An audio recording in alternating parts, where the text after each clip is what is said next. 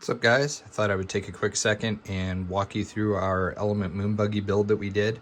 I just got done rebuilding the shocks on it and giving it a quick cleaning because we're going to take it out next week and get some video and pictures of it. To start with, it's a G-Made R1 cage. It resembles some very older, like mid-2000s Moonbuggies that had, front shock towers on them before they ended up going just to the front corners of the cage, like on the more recent Jesse Haynes style buggies.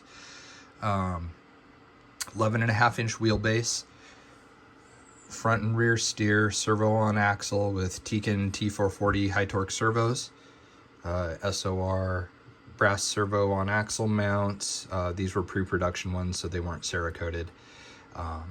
Brass C-hubs, aluminum knuckles, brass wheel weights, SSD Challenger wheels with brass internal weights, or brass internal beadlock rings, excuse me, and then SSD scale hubs, Proline G8 compound, KXs, Proline 2-stage foams, Tekin 16-turn 5-slot brushed motor with their super small BXR ESC, since there's not a whole lot of space in this thing. 3D printer Toyota 22RE motor that we kind of scaled out and did like a radiator and stuff on. Element Stealth XF transmission because of how far forward it stuffs the motor. That and the transmission's also incorporated into the skid, so it's got super low center of gravity.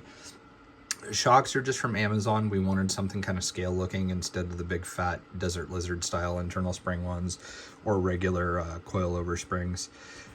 Runs a full droop setup with 32.5-inch or 32.5 weight shock oil.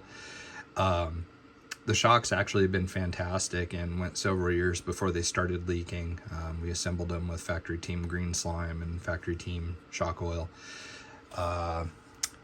It's not a comp crawler, especially with it being such a short wheelbase. We wanted something that was, fairly realistic looking and realistic driving, and kind of achieved that with this thing. It's a good balance of scale realism and performance. The interior is from a Axial SMT10. And we kind of went through and added a couple little details and stuff like that. Had to extend the dash a little bit to get it to tuck under the front tube where the hood is. The battery sits underneath the driver. Since the motor's so far forward with that transmission, it left a really nice open cavity here to be able to put the battery in. Got scale exhaust that you can see there that pokes out through the side panel. And really, that's about it. It's got a lot of articulation, way more than it probably needs, and way more than like any of our actually scale comp trucks.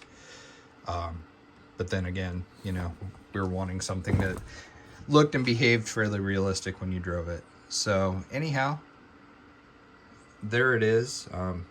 This is something people always seem to have a lot of questions about, so I thought I'd take a couple minutes to show it to you.